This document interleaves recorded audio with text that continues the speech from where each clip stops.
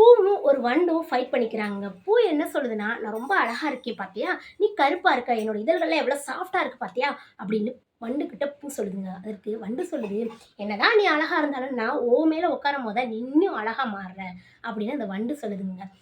அப்ப இந்த 2 பேரும் ஃபைட் பண்ணிட்டே இருக்காங்க. ஃபைட் பண்ணிட்டு இருக்கும்போது, அந்த வழியா ஒரு நாய் வருதுங்க. நாய பார்த்தோனே 2 பேரும் என்ன நெனைக்கிறாங்க, நாய்க்கிட்ட நம்ம யார் அழகு அப்படின்னு தெரிஞ்சுக்கலாம் அப்படின்னு நெனைக்குதுங்க. அதனால நாய்க்கிட்ட போயி, "ஆ நான் அழகா? இல்ல இந்த வண்டு அழகா?" அப்படின்னு பூ கேட்குதுங்க. அதற்கு நாய் சிரிச்சுக்கிட்டே, "நீங்க 2 பேருமே அழகு இல்ல. நான் தான் அழகு." அப்படின்னு சொல்லிட்டு அந்த இடத்த விட்டு நகர்ந்து போயிருதுங்க. கொஞ்சம் நேரம் ஆனதுக்கப்புறம் இன்னொரு யாராச்சும் வருவாங்க இன்னொருத்தவங்க. அவங்க கிட்ட நம்ம ஒப்பீனியன் கேட்கலாம். "அந்த நாய் இப்படி சொல்லிட்டு போயிருச்சே." அப்படின்னு இந்த வண்டும், பூவும் வெயிட் பண்ணிட்டே இருக்காங்க. அப்படி வெயிட் பண்ணும்போது வெயில் அடிக்க ஆரம்பிக்குதுங்க. வெயில் அடிச்ச உடனே இந்த பூ வந்து வாட ஆரம்பிக்குது.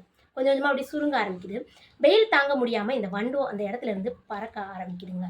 அப்ப அந்த நாய் அந்த வழியா திரும்பவும் நடந்து வருது. நடந்து வந்து பூவ பாக்குது. நாய் என்ன சொல்லுதுன்னா, அதாவது நான் தினமும் ஒரு மடத்துல போய் தங்குவேன். அந்த மடத்துல இருக்க துறவி என்ன சொல்வார்ன்னா, "எதுவும் இங்கு நிரந்தரம் இல்லை" அப்படின்னு சொல்வாரு. அதாவது அழகும் அதே மாரி தான். அழகு எப்பவுமே நிரந்தரம் இல்ல. "பாத்தியா நீ சுருங்கி போயிட்ட." இந்த வண்டு வெயில் தாங்காம பறந்து போயிருச்சு. அதனால எதுவும் நிரந்தரம் இல்லாத ஒரு விஷயத்த வச்சுக்கிட்டு, நீங்க ஏன் ஃபைட் பண்ணிக்கிறணும்? அப்படி யாரும் ஃபைட் பண்ணக்கூடாது. நம்ம ஒரு புண்ணியத்த தேடணும். நல்ல விஷயங்கள பரப்பணும். நல்ல விஷயங்கள செய்யணும்.